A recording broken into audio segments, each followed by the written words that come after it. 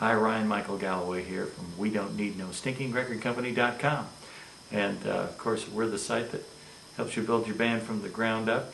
All the nuts and bolts stuff about putting your configuration together, putting your act together, choosing your equipment, doing your promotion, writing your songs, and getting out there and rocking the world. So right now we're in the middle of a little piece I call 20 Ways to Make It in Music.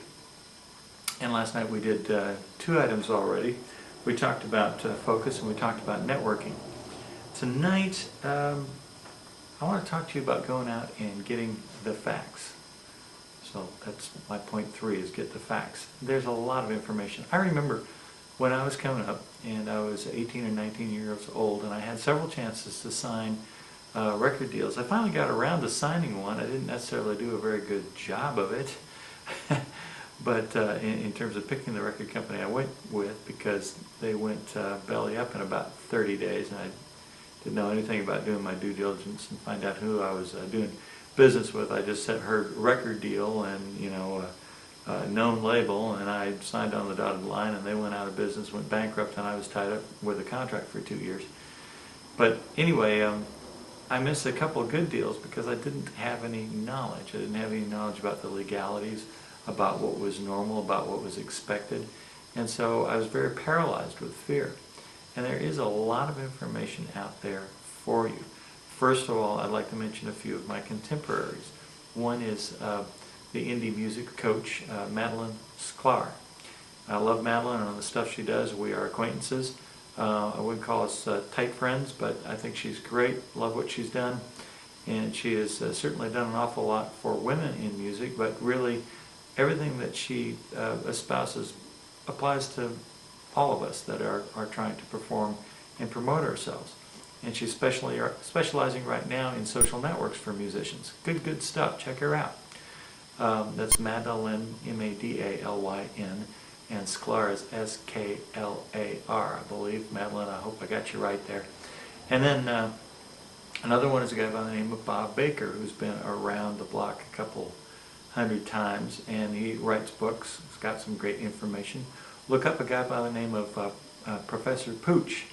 Also check out Jeeves, also going by the name of George, who's out there with Talk Music Biz, B-I-Z, and he's in a couple of locations. I think TalkMusicBiz.com is one of them, and he's also got a fan page on Facebook. Check him out, fan him. I am trying to give you all the nuts and bolts information that I can, but I'm not the only one that's got information. And certainly I hope to be a catch-all for all the detailed stuff to help you make it happen, but these guys have got some great information for you. And there's others out there as well. So check them out. I got a few books for you. Let's see, The Ultimate Survival Guide to the New Music Industry.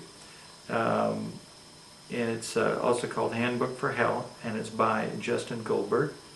Another kind of, isn't a great one, but it's out there and it's probably worth taking a look at. It's sort of a mess, a lot of misspellings and stuff, but it's called How I Make $100,000 in Music, and it's by David Hooper. Of course, I've got the Gigster textbook, and that's out at www.gigsterclinics.com. This Business of Music by William Kraslovsky, or Guerrilla Music Marketing Handbook by Bob Baker. That's one of his. Also, I want you to look up Derek Sivers. He's the founder of CD Baby. He's got a lot of out-of-the-box thinking, and he is just absolutely terrific, and I consider him kind of one of my heroes, actually. I'm lucky enough to have him friended on one of my fan pages. So that's a little bit about getting the facts. And the more facts that you have, the less nervous you'll be about dealing with other people business-wise. And I mean, it doesn't matter how old you are. You could be 17 or you could be 60. If you haven't been gaining this information, you're kind of behind anyway. I'd like to talk about choosing your genre. If you're doing a little bit of country, and I have this problem because I'm a songwriter first more than anything else, and so I write country, I write rock and roll, I write pop music, I write folk music, I write folk jazz and folk rock and all these different styles. And I'm liable on the same album to give you a bunch of different songs that sound like maybe a well-programmed radio show as opposed to a sound that sounds exactly like me. And it's a challenge for me or anybody else to market that. If you choose country and stay in country, or choose punk and stay in punk, or choose, you know, thrasher and stay in thrasher, or whatever it's going to be, you're going to have a lot easier time marketing yourself. You say, well, wait, I like rock and country and punk. Fine, blend those all together and make them a new genre for yourself, but stick to it. Don't meander around too much. If you do, you're going to end up like me, having a little bit of a challenge marketing yourself as an artist. I can market myself as a songwriter pretty easily, and that's not a problem, because I can, you know, write songs for a lot of different folks. And along the lines of that, also choose your image. If you are changing what you look like, if you go from looking like, you know, a death metal type to, you know, a country bumpkin with a cowboy hat on from one gig to the next, your audience just doesn't quite know what to expect, and that throws them. I'm not saying you never can evolve, but stay with a look and, you know, refine that look and develop it over several years' time and not a few minutes' time, or not from gig to gig to gig. And I think your audience is going to have a lot easier time following you with those two things, by picking a genre of music and sticking with it, and picking a visual style. So work on those things. We got a lot more coming.